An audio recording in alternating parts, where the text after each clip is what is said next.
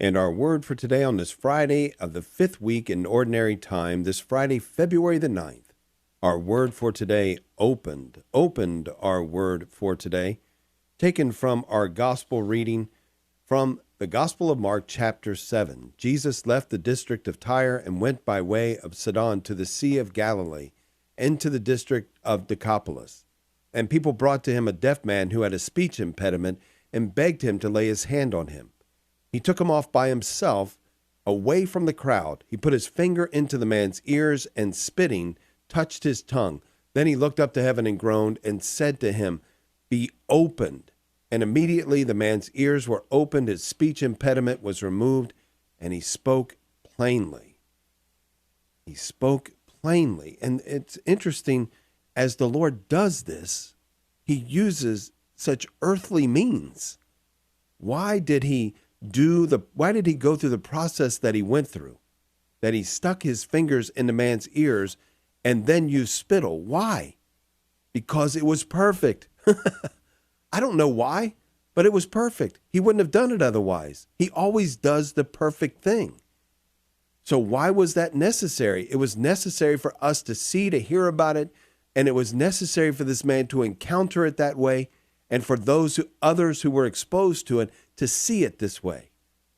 That the imperfect things of this world, when touched by his divinity, become wonderful instruments in his hands and in our hands, in our lives, and the lives of all of those made in his image and likeness, as it pertains to eternity, as it pertains particularly to being open to what the Lord has for us, as it pertains to him bringing us back to wholeness when we are broken, whether that's from a health perspective, mental perspective, emotional perspective, sin perspective, of course, as he hung on the cross that we might be made whole. He is bruised that we might be healed. Brothers and sisters, he uses the things of this world to minister to us, the imperfect things he makes perfect for us. And as you walk through this life and you have those broken things in your life, that brokenness in your heart, in your spirit, those things that bring you such pain, bring them before the Lord and allow them to use the means that he chooses to use to bring you back into a fullness of health and a fullness of right relationship, in a fullness of right relationship with him. The things that he uses to bring you there might shock you a little bit, and that's by design.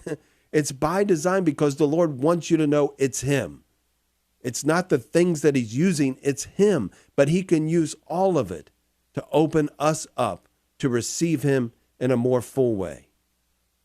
So I just want to ask you, join me as we pray today. Father, please, by the death and resurrection of Jesus Christ, by whatever means necessary, open our ears, open our eyes, remove our speech impediment that we might speak clearly and boldly and with courage your word to change the lives of those around us.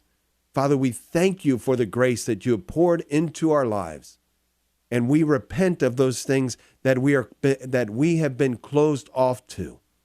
We ask, Lord Jesus, come to us, and by whatever means possible, whatever means necessary, open us to receive all the grace that you have for us, and then send us forth boldly to proclaim your truth to others.